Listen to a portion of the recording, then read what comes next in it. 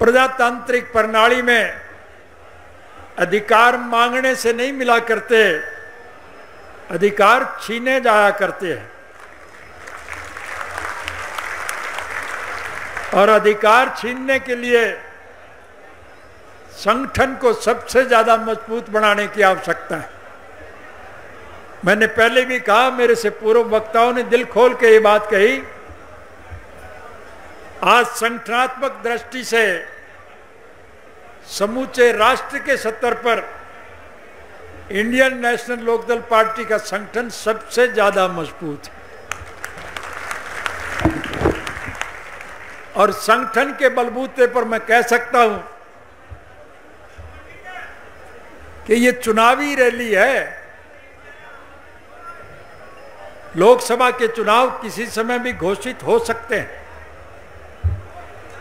अभी सरकार दुविधा में है कि विधानसभा और लोकसभा के चुनाव इकट्ठे हों या अलग अलग हों, लेकिन ये मान के चलना चाहिए कि म्याद के मुताबिक लोकसभा के चुनाव मई से पहले पहले यानी अप्रैल के महीने में हर हालत में आपके चुनाव होंगे। और आपका ये ठाठे मारता हुआ जनसमुद्र इस बात को प्रमाणित कर रहा है कि चुनाव में इंडियन नेशनल लोकदल पार्टी की अपनी एक पहचान होगी। इसके लिए आपको ज्यादा मेहनत करने की आवश्यकता है। मैंने पहले भी आपसे कई मर्तबा कहा है और आज तो प्रत्यक्ष में प्रमाण की जरूरत नहीं, ये तो अखबारों के, टेलीविजन के समाचार पत्रों से आपको ज्ञात हो ही गया होगा कि मजबूर होकर के सरकार मुझे मार्च के महीने में जेल से छोड़ेगी, मैं आपके बीच में आऊंगा।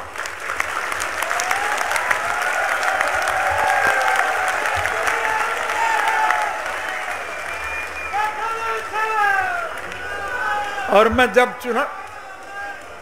मैं आपके बीच में आऊंगा तो जो कुछ अच्छे साथी बहकाए गए हैं, वर्गलाए गए हैं, वो किसी व्यक्ति विशेष के साथ नहीं है, वो चौधरी देवीलाल जी की नीतियों के प्रति समर्पित है। चौधरी देवीलाल की विचारधारा को आम जन तक पहुंचाने के लिए वो नए सिरे से फिर आपके बीच में आकर के आपके संगठन को मजबूत और प्रभावी बनाएंगे।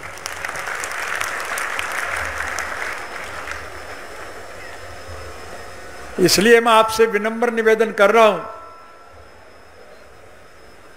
कि परिस्थितियां आपके अनुकूल हैं।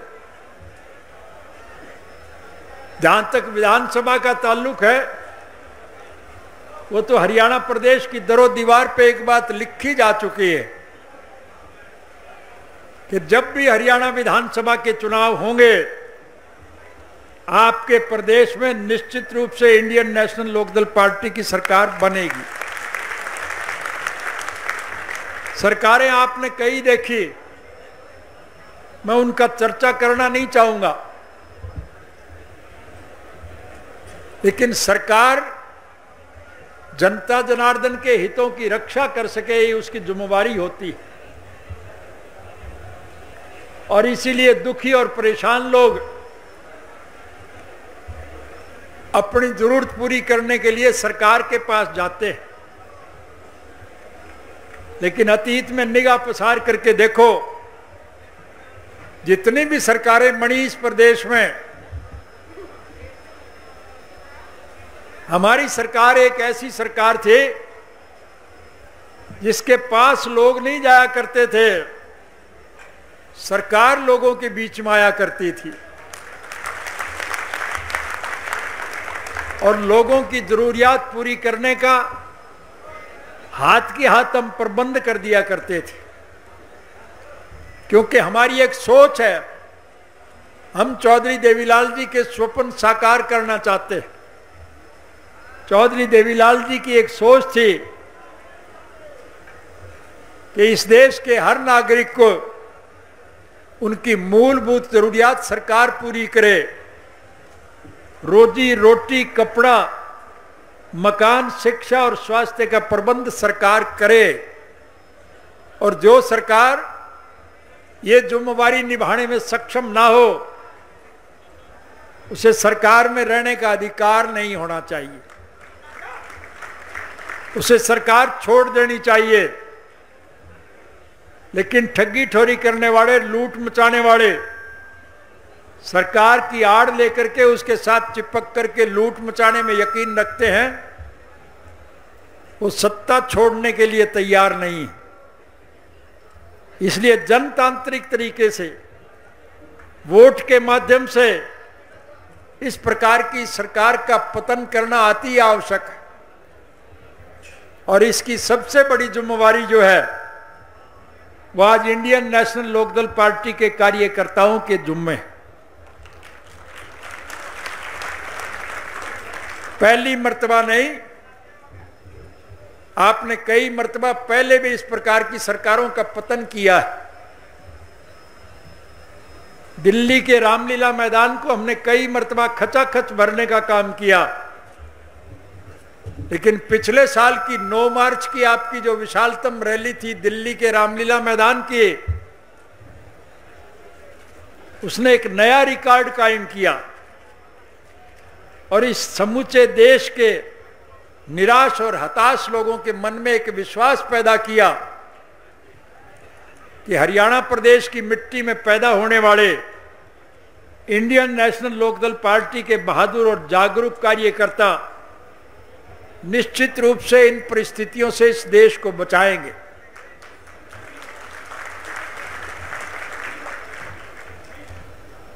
उन्नीस तक इस देश में कांग्रेस की सरकार रही।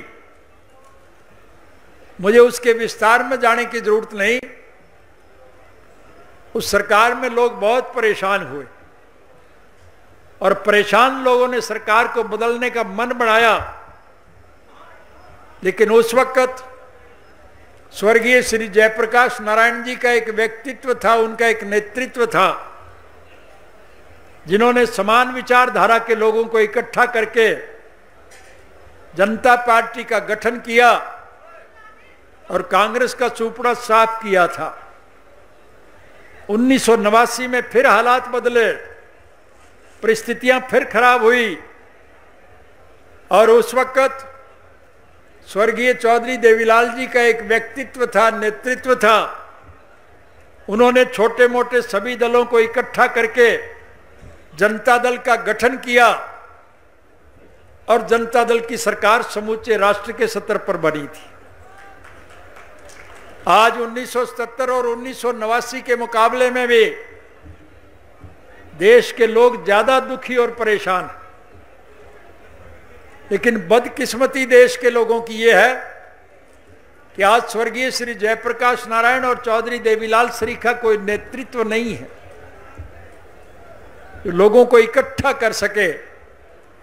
इसलिए 9 मार्च की उस विशालतम रैली ने देश के लोगों के मन में एक विश्वास पैदा किया कि हरियाणा की मिट्टी में पैदा होने वाले चौधरी देवीलाल के अनुयायी इंडियन नेशनल लोकदल पार्टी के कार्यकर्ता इस कुशासन से निश्चित रूप से छुटकारा हासिल करवाने का काम करेंगे। मैं आपसे विनम्र निवेदन करूंगा, उनका विश्वास टूट ना जाए, उनकी उम्मीदों पर पानी ना फिर जाए।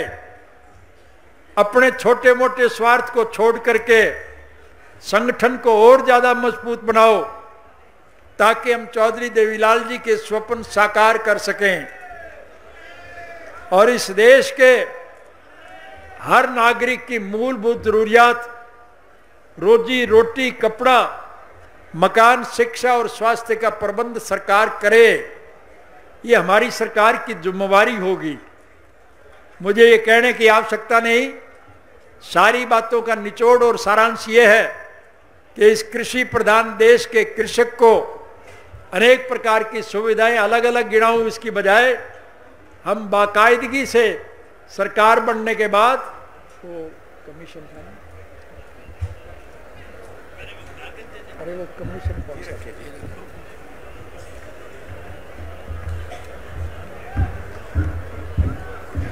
नहीं, कमीशन कौन सा था वो, अरे वो कमीशन कौन सा था, तेलंगाना नहीं किसान कमीशन की सीमाओं है, नहीं किसान कमीशन का समस्या और जी तेलंगाना नहीं ये नहीं था, तो अरे जो चर्चा का विषय है 10,000 रुपये नहीं वही है जी, तेलंगाना की तरफ उत्तर प्रदेश के 5,000 रुपये नहीं अरे कमीशन किसो हो, अच्छा स्वामीनाथन रिपोर्ट सर, किसान की सारी समस्याओं का समाधान केवल एक ही है कि हमारी सरकार बनने के बाद पहली कलम से हम स्वामीनाथन आयोग की रिपोर्ट को लागू करेंगे ताकि किसान को दिक्कत नहीं हो। कहने को तो मौजूदा सरकार ने भी अपने चुनाव घोषणा पत्र में वायदा किया, लेकिन सरकार बनने के बाद उस चुनाव घोषणा पत्र को छेड़ा ही नहीं। अब जब चुनाव नजदीक आए तो उल्टे सीधे आश्वासन देने शुरू कर दिए। स्वामीनाथन आयोग की रिपोर्ट आज भी लागू करने के लिए तैयार नहीं। अलग अलग प्रदेशों में अलग अलग काम के कानून बन रहे हैं। हमारी सरकार बनने के बाद हम स्वामीनाथन आयोग की रिपोर्ट को लागू करेंगे और तेलंगाना की तर्ज पे किसान को ज्यादा से ज्यादा सहूलियात मुहैया कराने का काम करेंगे। आज इत्तेफाक से हम हांसी की सब्जी मंडी में बैठे, एक प्रकार से जहां आपकी चुनावी सभा का उद्घाटन है, उसी प्रकार से मैं ये कहूं तो ज्यादा उपयुक्त होगा कि हांसी की सब्जी मंडी का भी आज उद्घाटन ही है।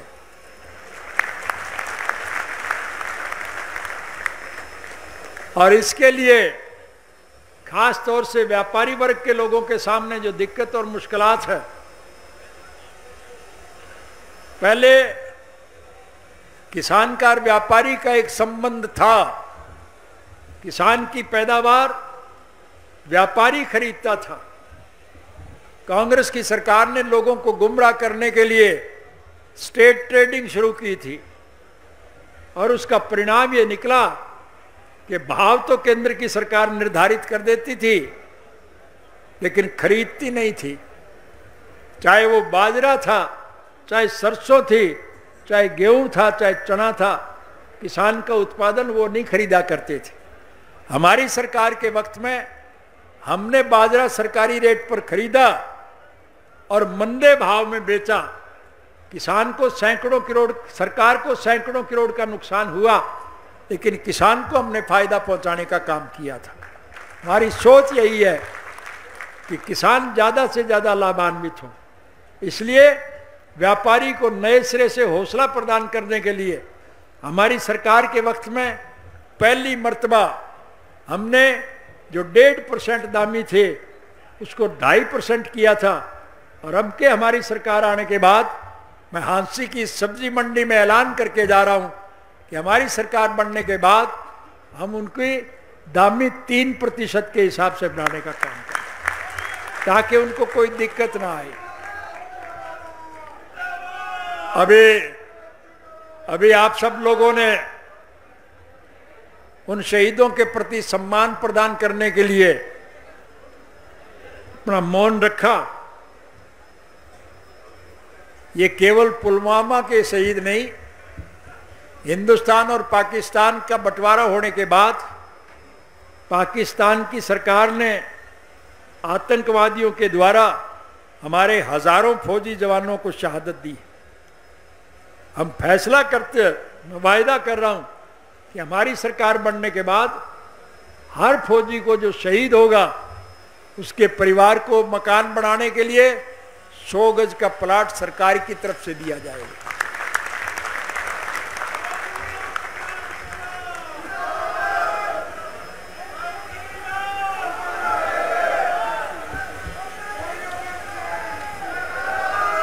चौधरी देवीलाल जी ने व्यवहारिक ज्ञान के आधार पर बूढ़े बुजुर्गों को सम्मान प्रदान करने के लिए, क्योंकि हमारी सभ्यता में है, हमारी संस्कृति में है, हम अपने पुरखाओं का, बुजुर्गों का सम्मान करते हैं। उन्होंने 100 रुपये माहवार वृद्धावस्था पेंशन मुकर की थी और ज्यों ज्यों हमारी सरकारें बनती गई हम उस पेंशन को बढ़ाते चले गए।